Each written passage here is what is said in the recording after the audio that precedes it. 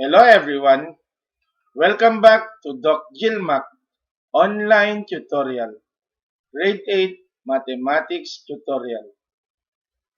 The topic I will be discussing for today's tutorial is all about division of rational expressions.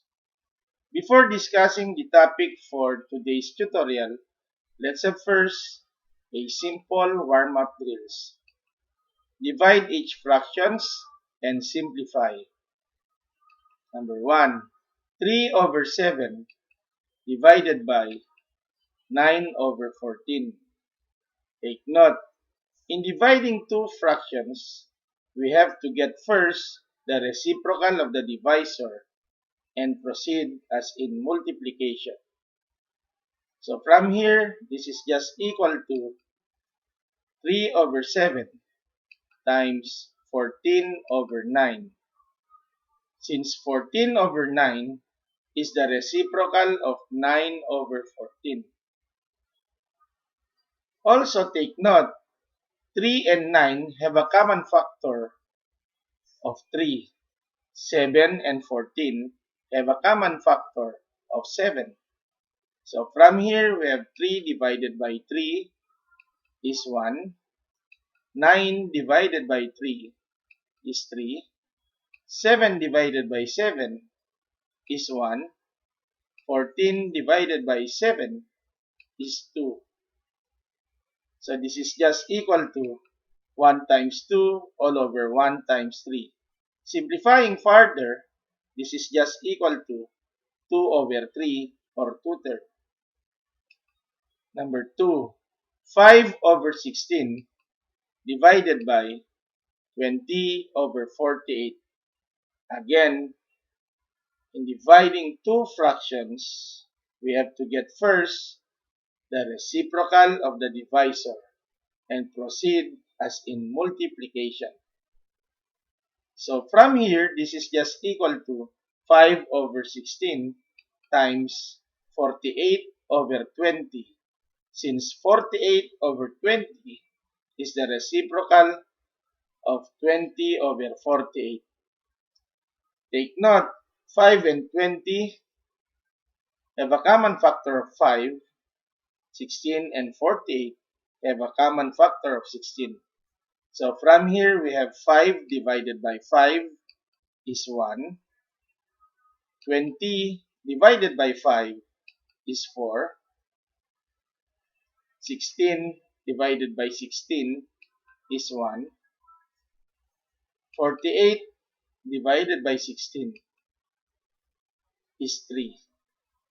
So from here, this is just equal to 1 times 3 all over 1 times 4. Or simply, this is equal to 3 over 4 or 3/4. Recall, what is a rational expression? A rational expression is an expression involving polynomials where its numerator and denominator are polynomials. How do we divide rational expressions? In dividing rational expressions, get the reciprocal of the divisor and proceed as in multiplication. Take note, it is also important to be well versed in factoring, in performing division of rational expressions. Consider illustrative example number 1. Divide the given rational expressions. 6m over 4n squared divided by 14m raised to 6 all over 16 n raised to 4.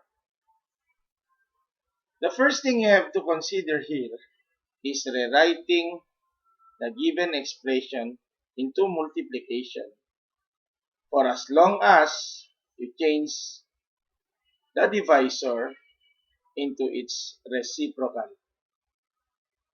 So this is simply equal to 6m over 4n squared times 16n raised to 4 over 14m raised to 6.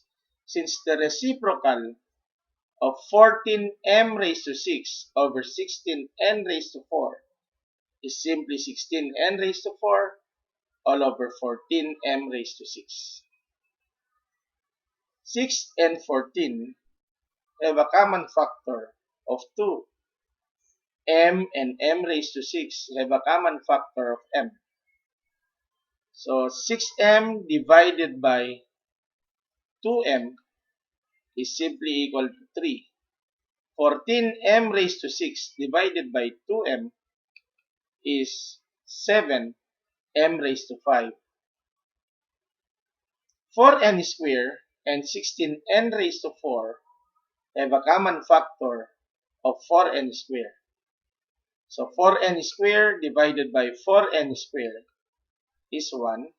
16n raised to 4 divided by 4n squared is 4n squared. Simplifying further, we have 3 times 4n squared all over 1 times 7m raised to 5. This is just equal to 12n squared all over 7m raised to 5. Consider illustrative example number 2. Divide the given rational expressions. 6m plus 12 all over 4n squared minus 9 divided by 5m plus 10 all over 2n plus 3. Take note, in dividing rational expressions, especially a binomial expressions or polynomial expressions, we have to be well versed in factoring. Okay, take note of that. But first, rewrite the given division of rational expression into multiplication by simply changing the divisor into its reciprocal form. So this is just equal to 6m plus 12 all over 4n squared minus 9 times the reciprocal of 5m plus 10 all over 2n plus 3, which is simply 2n plus 3 all over 5m plus 10. 6m plus 12 and 5m plus 10. Okay? Take note, the common factor of 6m plus 12 is 6 times m plus 2. 5m plus 10 have a common factor of 5. So factor out 5 times m plus 2. Also, 4n squared minus 9 is simply the difference between two squares, wherein the factors are 2n plus 3 and 2n minus 3. Okay, rewriting the factors of both numerator and denominator, we have 6 times m plus 2 times 2n plus 3 all over 2n plus 3 times 2n minus 3 times 5 of m plus 2. Cancel out common factors, m plus 2 and 2n plus 3. So from here, this is just equal to 6 all over 10n minus 15. Since 5 times 2n is 10n, 5 times negative 3 is negative 15. So take note of that. Consider illustrative example number 3. Divide the given rational expressions. 3m minus 15 all over m squared minus m minus 20 divided by 3 all over m squared minus 16. Again, let's rewrite this into multiplication by simply getting the reciprocal of the divisor. So we have 3m minus 15 all over m squared minus m minus 20 times m squared minus 16 all over 3. Rewriting the given multiplication of rational expressions into one single expression, okay, by simply getting its factors. So we have 3 of m minus 5, since the common factor of 3m minus 15 is 3. M squared minus 16 is difference between two squares. Therefore, the factors are m plus 4 and m minus 4.